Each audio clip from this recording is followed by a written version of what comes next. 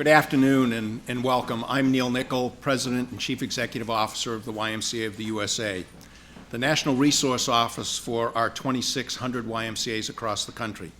And welcome to our esteemed guests, Mrs. Obama, Dr. Benjamin, Secretary Sebelius, Dr. Palfrey. We're glad you're here. Welcome to our YMCA. I'd also like to thank the staff here at the Alexandria YMCA, especially the branch Executive Director, Bob Hammond, and the leaders of the YMCA of Metropolitan Washington, Angie Reese-Hawkins, who is the President and Chief Executive Officer, Stan Law, who is the Executive Vice President of Organizational Advancement, Pam Curran, the Chief Operations Officer, and Janice Williams, Senior Vice President for Program Development. The YMCA is so very honored to be a partner in this important effort and proud to be the host today. YMCAs provide safe, affordable spaces and programs to help both kids and adults learn, grow, and thrive. In fact, for nearly 160 years, YMCAs have offered programs to strengthen the physical, emotional, and spiritual health of millions of individuals from all backgrounds and all types of communities. Over the past several years, we've increased our efforts to help stem the tide of rising obesity and chronic disease rates. There's an excellent example of this right here in our YMCA of Metropolitan Washington. Just 5 years ago, the Metropolitan YMCA launched the PhD program. Now, PhD stands for Physical, Healthy, and Driven, and is designed for children ages 5 to 14. This nationally recognized youth wellness program uses a unique combination of assessment tools, fun games, exercises, nutrition education, and family involvement to help get children active and be well. There's no better way to get children moving than by literally parking a playground right in their front yard. The PhD on the Move van, the region's first traveling playground, allows the YMCA to bring opportunities for healthy play, healthy eating, wellness, education, right to the doorsteps of local children. The interactive zone next door, which a couple of us had a chance to play with before we all got here, is our latest tool to combat childhood obesity through fun and exciting activities, this time using technology. To date, 24,600 children have taken part in the PhD as part of after-school, summer day camp, in-school programs, specialized wellness events, and mobile health and well-being programs operated by the YMCA of Metropolitan Washington, D.C. Nationally, our YMCA serve over 9 million kids each year through programs like childcare, after-school, camps, youth and government, youth sports, aquatics, and much, much more. And we are very serious about our responsibility to help each and every one of these children and youth develop healthy behaviors, get a good education, and develop important values and life skills that will carry them into adulthood. We believe that our responsibility to support individuals of all ages in adopting and maintaining healthy lifestyles reaches beyond the walls of the YMCA. It extends to the entire community. That's why we are also committed to working with community leaders to influence policy and systems changes to increase physical activity and improve access to healthy foods. Our Healthier Communities initiatives, supported by Dr. Frieden and the Centers for Disease Control, as well as the Robert Wood Johnson Foundation, focus on collaborative engagement with community leaders, how environments influence health and well-being, and the role public policy plays in sustaining change. The nearly 140 communities now participating in these initiatives have had success in improving community walkability and pedestrian safety by changing zoning laws that ensure the inclusion of sidewalks in new developments, increasing access to fresh fruits and vegetables by bringing farmers markets to communities where healthy foods were not available, and influencing policy to institute physical education requirements back into our schools and our after-school programs. We've added new communities for each of the last 6 years and will continue to expand these initiatives to bring this work to as many communities as possible across the country. We need to make the healthy choice the easy choice by ensuring that our communities have adequate opportunities for children, families, and adults to engage in healthy behaviors in all of the places where they live, work, learn, and play. To each of you, We look forward to addressing this issue of childhood obesity, and please know that you can count on the YMCA to be part of the solution. Now I'd like to introduce our nation's Surgeon General, Dr. Regina Benjamin. Dr. Benjamin has been on the job for almost 3 months now. We have high expectations. We seem to have high expectations in this country for everybody who's only been on the job a little while. As America's doctors,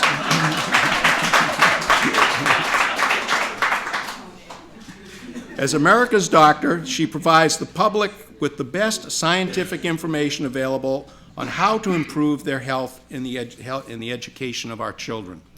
Dr. Benjamin, I'd just like to say, and to the rest of our guests, you are, of course, welcome to visit any of our YMCAs anytime. And I can assure you, if you do that, you will probably have a world-class collection of T-shirts and sweatshirts. Dr. Benjamin.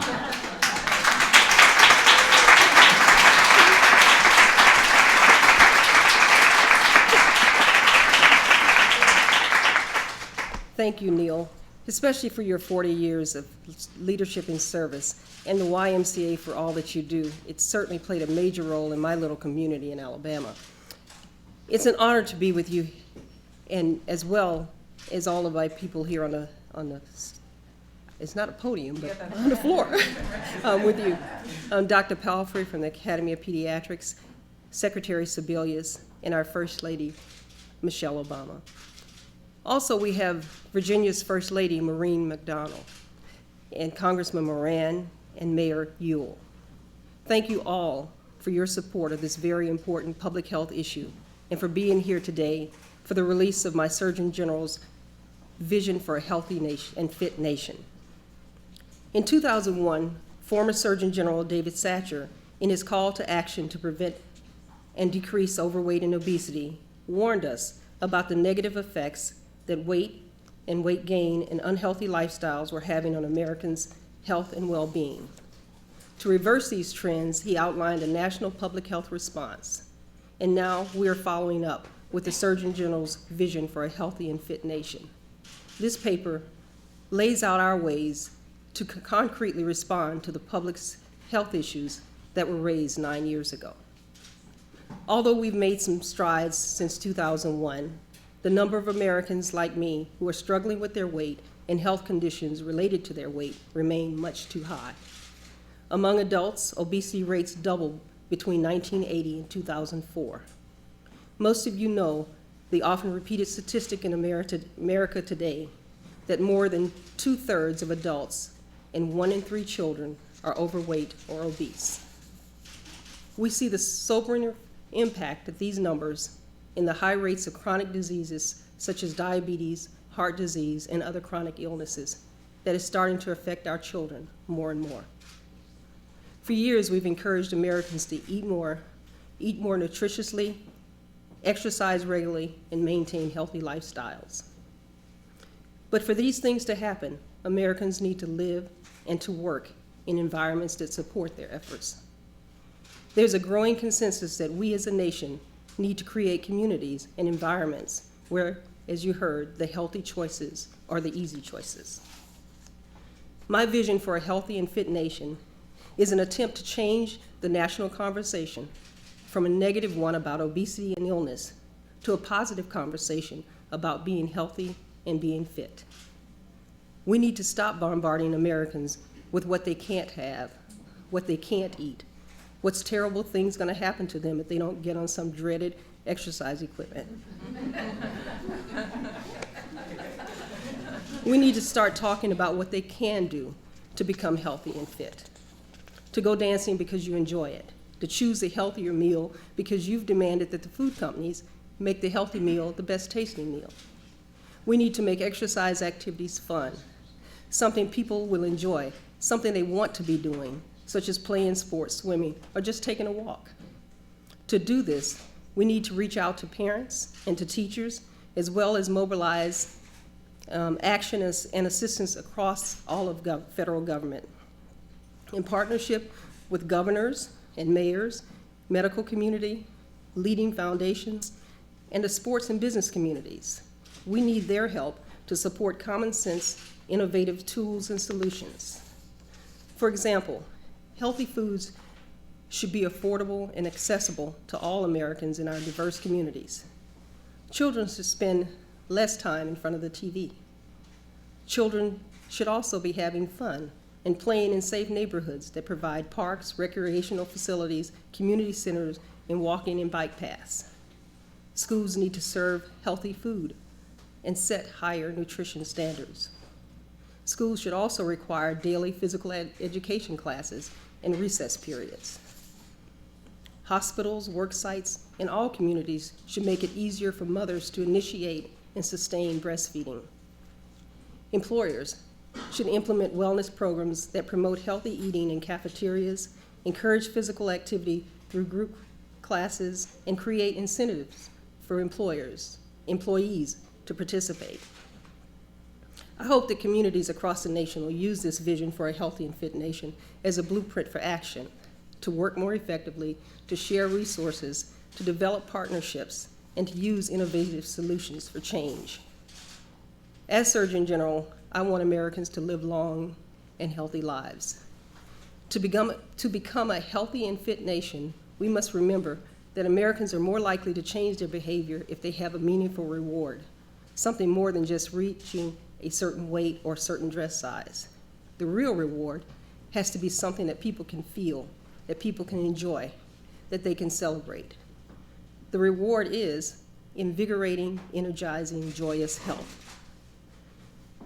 This health is at a level of health that allows people to embrace each day and live their lives to the fullest, without disease, disability, or loss of productivity.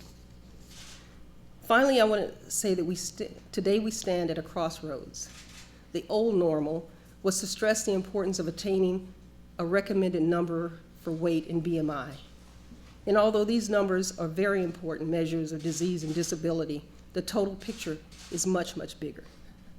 It involves the creation of a new normal, with the emphasis on achieving an optimal level of health and well-being.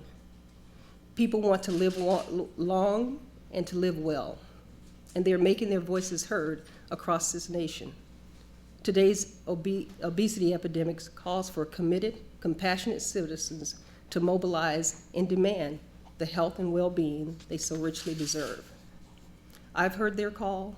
We all here have heard their call, and I'm honored to do everything in my power to help Americans live long, to live well, to be healthy, and to be a fit nation. Thank you.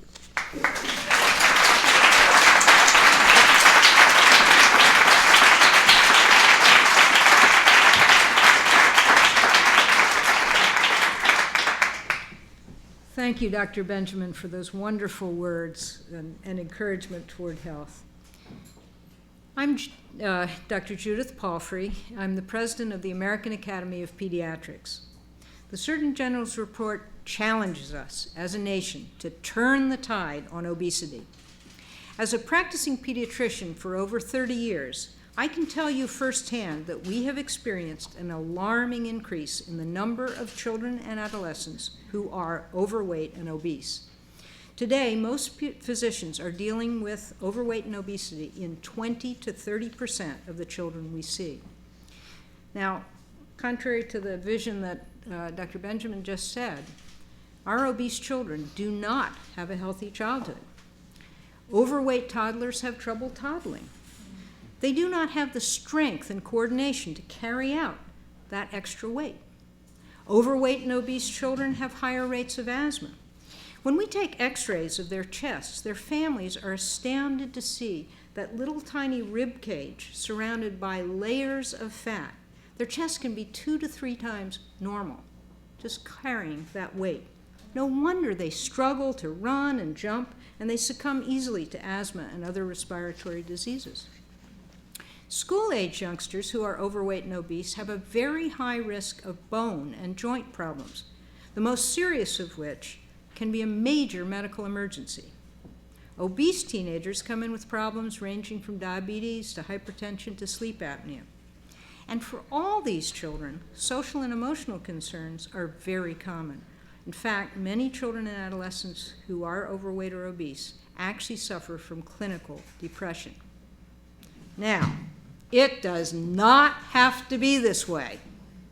We have proven early interventions that can keep children healthy in the vision that Dr. Benjamin has just shown us. And the two keys to that are healthy nutrition and regular physical activity. Good nutrition in childhood sets the stage for lifelong healthy eating and celebrating eating. It's not bad to eat, just got to eat healthy. Pediatricians encourage mothers to breastfeed. We encourage child care providers and schools to serve healthy foods, and families to have colorful, well-balanced meals together.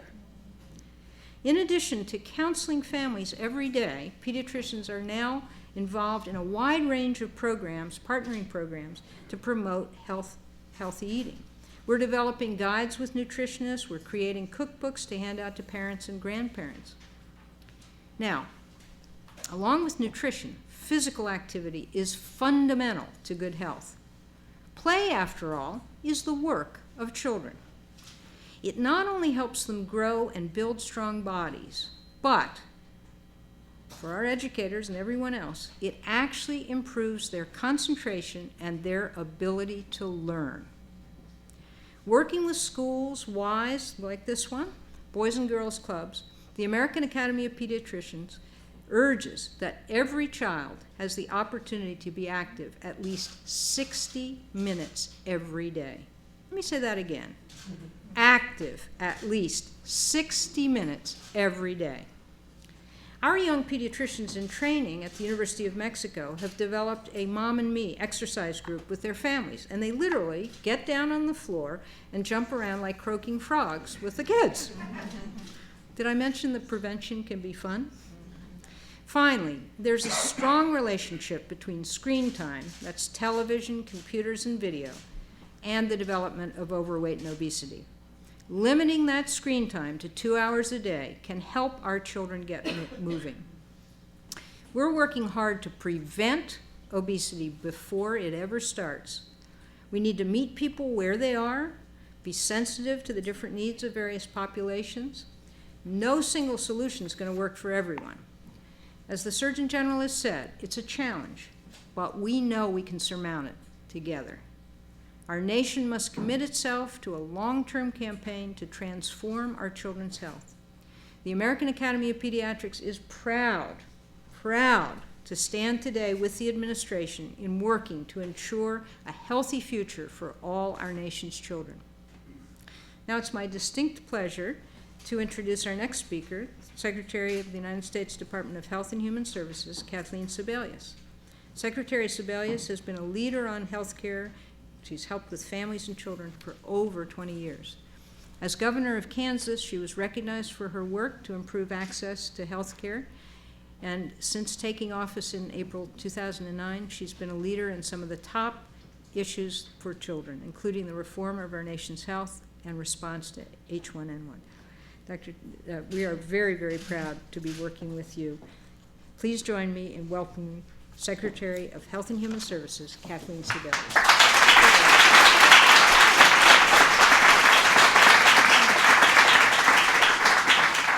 Well, good afternoon, everyone.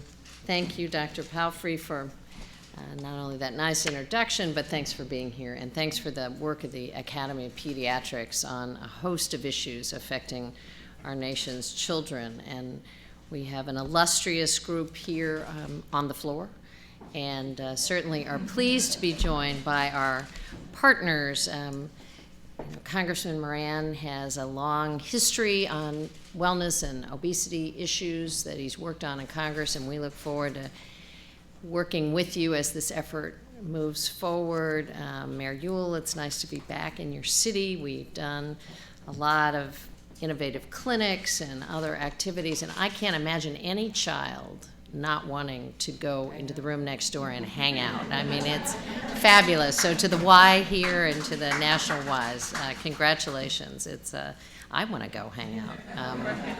And we're thrilled to have the First Lady of Virginia here. I have to tell you, Mrs. McDonald, that my husband still regrets us moving out of assisted living. And, we had the opportunity to live in a governor's residence for 7 years, and he was happy to have me take this job, but he didn't know why he couldn't stay where he was. So we're still trying to sort that out a little bit.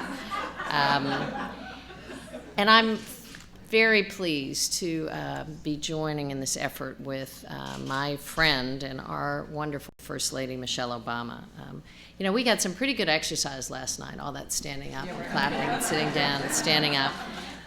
But it's thrilling to have her take on the role as the leading advocate in this country for healthy living.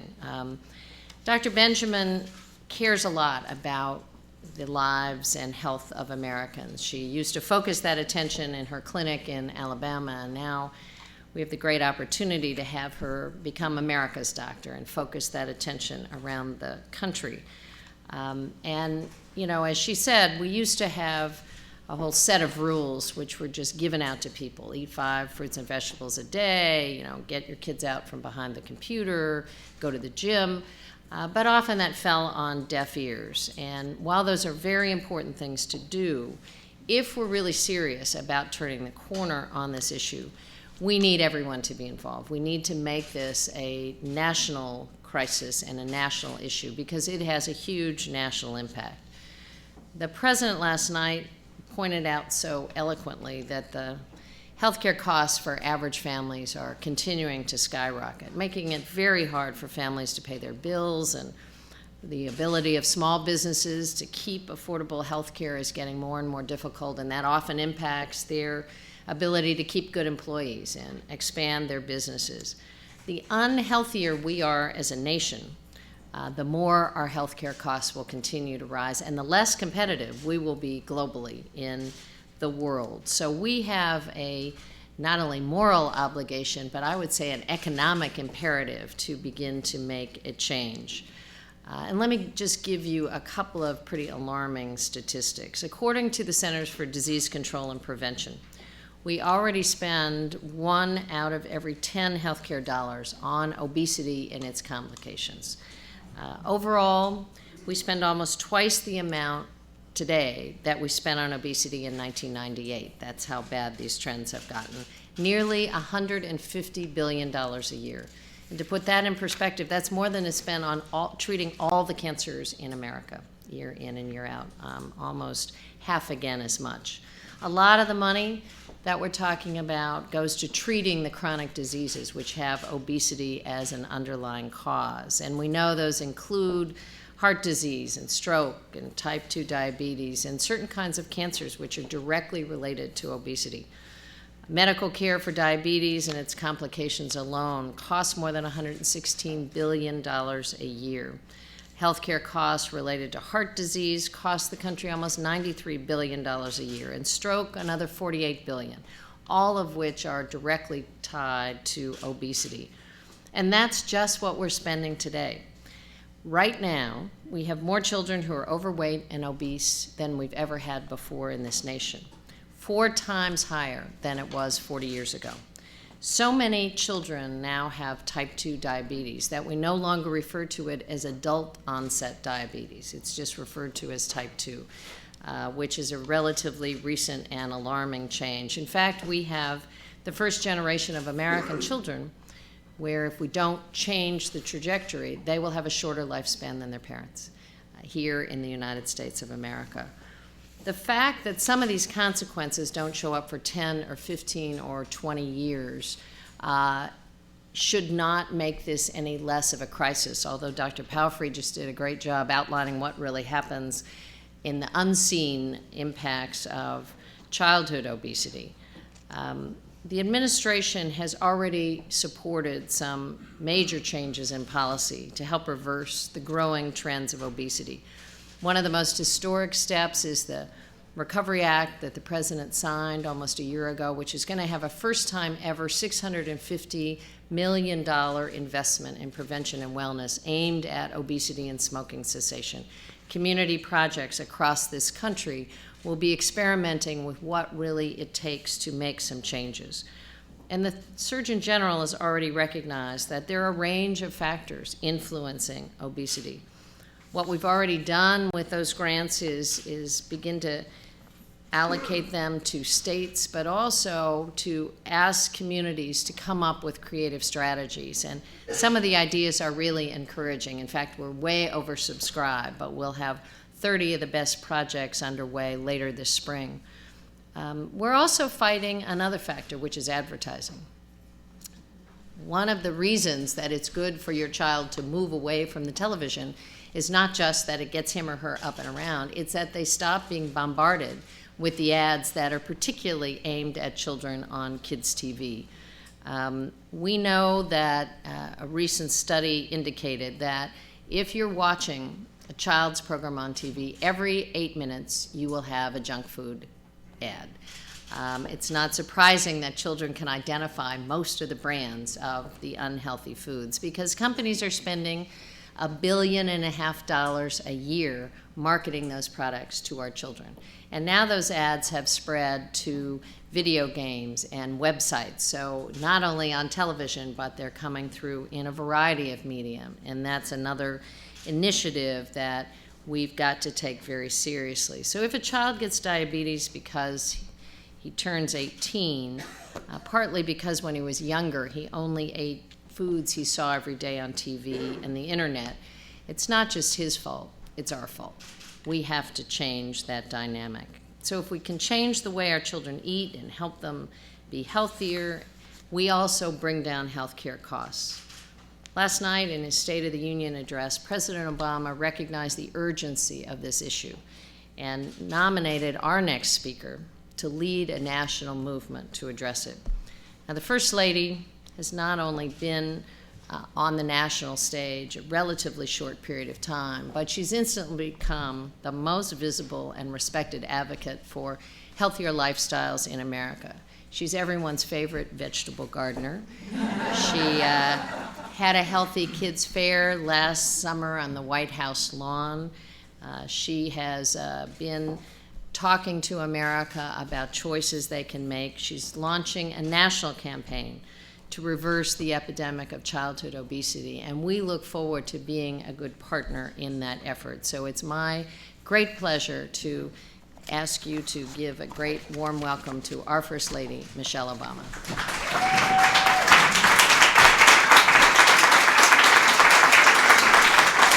Thank you, everybody. Thank you.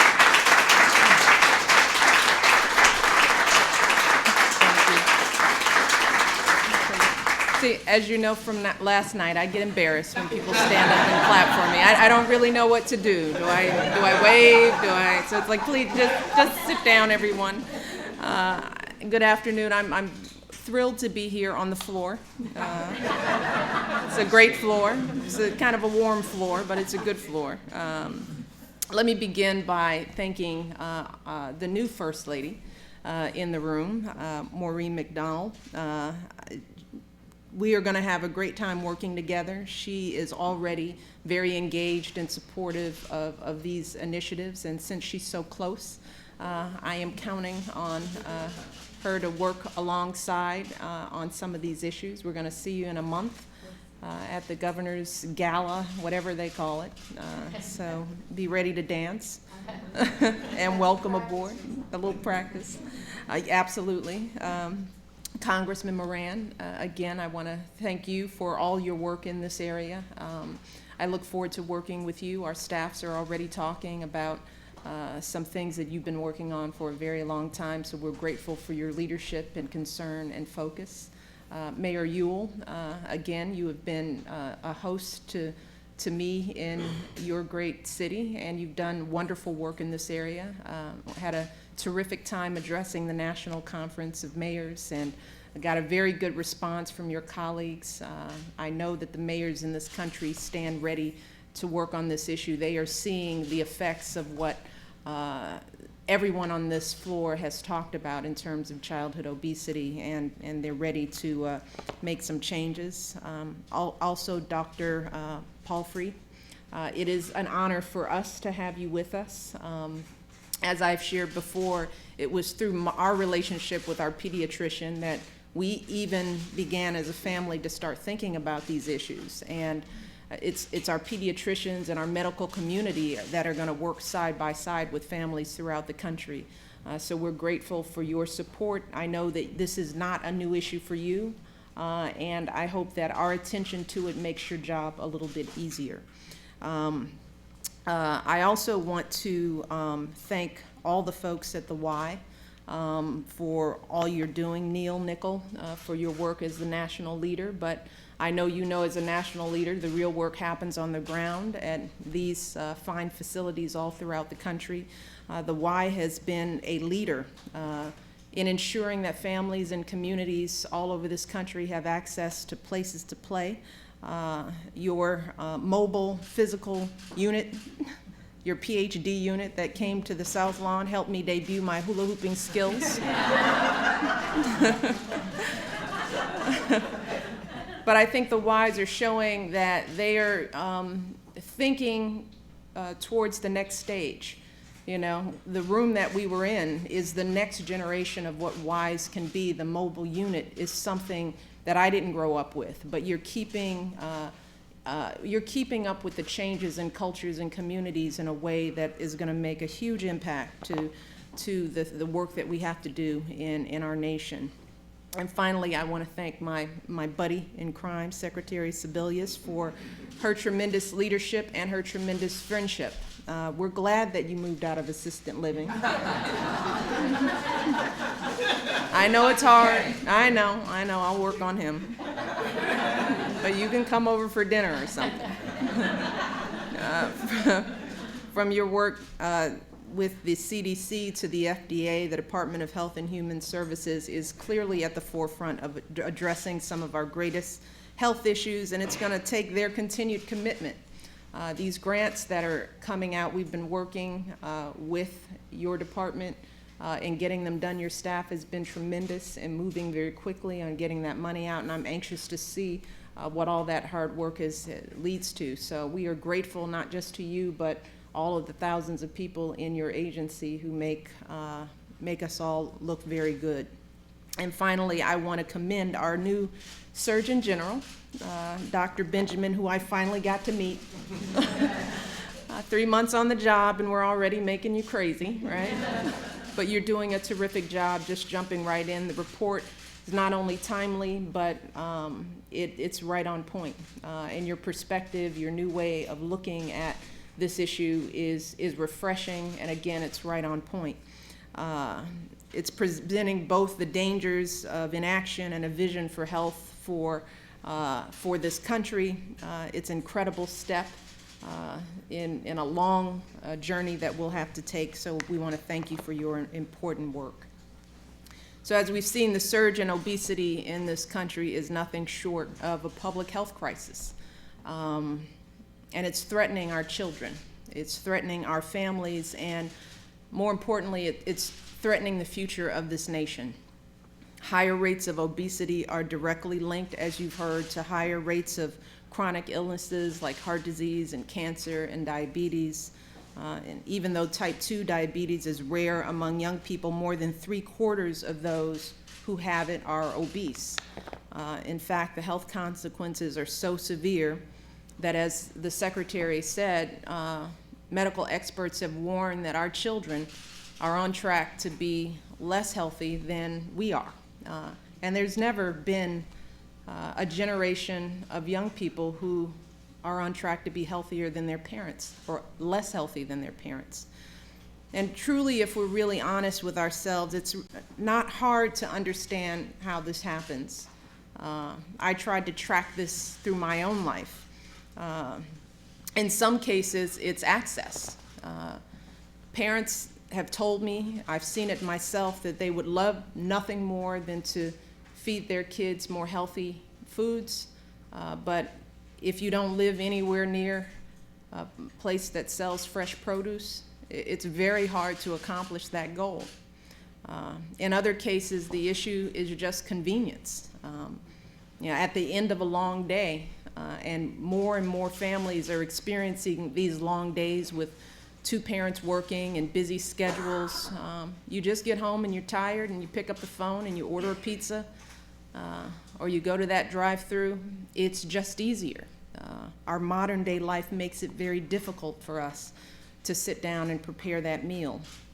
And a lot of times it's affordability. In these tough economic times, buying healthy foods unfortunately feels like a luxury for too many families. They just can't afford it. We've seen stories, we've heard stories of people who know that buying that large gallon of juice is cheaper than buying a gallon of milk. They can't afford to make different choices. And then at schools and in our communities, oftentimes it's budget cuts that make it more difficult. Recess and PE are gone for many kids in communities all across this country. Parks and playgrounds and after-school sports are few and far between in too many neighborhoods. And for most people, the cause is really a combination of all of these things. It's no one particular thing. It's everything cobbled together. And let's face it, there are really just too many pressures on parents today. And I understand those pressures. I talk about this all the time. It's easy to live healthy when you live in the White House and you have staff and people who are cooking for you and making sure that it's balanced and colorful, because I had a hard time doing it before I lived in the White House, and that wasn't so long ago. Barack and I were like any working couple. I was a working mom with a husband that was busy, so many times I was the one balancing that load and wrestling with many of those challenges. And there were plenty of times, I tell you, that you come home tired, you don't want to hear the kids fuss, and popping something in the microwave or picking up a burger was just heaven. It was a godsend. But we were fortunate enough to have a pediatrician, as I've mentioned, that kind of waved the red flag for me as a mother, and basically cautioned me that I had to take a look at my own children's BMI. Now, we went to our pediatrician all the time. I thought my kids were perfect. They are and always will be. But he warned that he was concerned that something was getting off balance, because fortunately he was a pediatrician that worked predominantly in an African American urban community, and he knew these trends existed. And he was watching very closely in his client population, his patient population. So again, in my eyes, my children were perfect. I didn't see the changes. And that's also part of the problem, or part of the challenge. It's often hard to see changes in your own kids when you're living with them day in and day out. As parents, we all know and will readily acknowledge broadly that kids in general, we will say, we know they don't eat right? And we know they don't get as much exercise as they should, generally. But we often simply don't realize that those kids are our kids, and our kids could be in danger of becoming obese. We always think that only happens to someone else's kid, and I was in that position. We all want desperately to make the best choices for our kids, but in this climate, it's hard to know what's the right thing to do anymore. So even though I wasn't exactly sure at that time what I was supposed to do with this information about my children's BMI, I knew that I had to do something, that I had to lead our family to a different way. But the beauty was that for me, over the course of a few months, we started making really minor changes. And I share this story because the changes were so minor. We did things like, limit TV time. My kids were already fairly active, but, we cut TV time out during the week, and that helped increase activity, because they were just running up and down the stairs annoying me more. We paid more attention to portion size. Didn't make a big deal out of it, but just sort of said, listen to when you're hungry and when you're full, stop. We reduced our intake of sugary drinks and instead encouraged our kids to drink more water. I just put water bottles in the lunch during the week, or we had low-fat milk. Again, didn't make a big deal out of it, just made the change. We put more fruits and vegetables in our diets. Again, trying to make for a colorful palate, but you slip some grapes in at breakfast time and throw in an apple at lunch and pester them about whether they actually ate the apple. And then you try to balance it out with something at dinner time. I mean, it was really very minor stuff. But these small changes resulted in some really significant improvements. And I didn't know it would. It was so significant that the next time we visited our pediatrician, he was amazed. He looked over the girls' charts and he said, "What on earth are you doing?" And I said, "Really, not much. Not much." And that's the good news that we want to share with families. Particularly for kids, small changes can lead to big results. They're not destined to this fate, and they're not really in control what goes into their mouths usually. So we know what has led to the obesity epidemic. You know, we know inside. I mean, we're still learning, but we kind of know. And we know what we need to do to solve it. We just have to make the commitment to do it. We really, each and every one of us needs to make that commitment. We need to provide parents with better nutritional information so that they can make better choices. We need to give our kids healthier options at school, where many kids are getting most of their meals. We need to make sure they're spending less time in front of the TV and playing video games and more time exercising and having fun and doing the work of children, which is play. But we also know that the solution can't come from government alone. That's something that we just have to remind ourselves, and for many, that's a great relief. Everyone has to be willing to do their part to solve this problem, and everyone has to work together to turn this pattern around. And that's exactly what we hope to do through an administration-wide initiative on child obesity that I'm going to be launching in the next couple of weeks, along with a number of important partners. We're going to be bringing the federal government together, those resources in partnerships with business, nonprofit, and the foundation communities, all of whom are thrilled to be a part of this endeavor. It's just been refreshing to see so many people recognizing that this is the time to step up and make some changes. We're going to do a number of things. Again, some of them small things. We want to create what we're calling more healthy schools. And these are schools that are offering more nutritious meal options during the day. They're providing nutritional information to children as part of the curriculum, and they're ensuring that children are getting the increased exercise that we know that they need. But we also have to focus on increasing the amount of exercise outside of school. And no place like the Y knows that we need to make these changes. We need to make healthy food options more affordable and accessible. And that's going to be probably one of the toughest things that we need to do. And we need to do this in all communities, urban, rural, everywhere. People have to have the information, they have to have access in order to make healthy choices. There is nothing more frustrating that will frustrate a parent more than to say that you've got to buy more fruits and vegetables, but to still see the cost out of kilter and see those goals out of reach. So these are just some of the things that we hope to do through this initiative, but what we know is that we have to be ambitious, that the approach has to be ambitious. It can't just be lockstep. It's got to be something meaningful and powerful.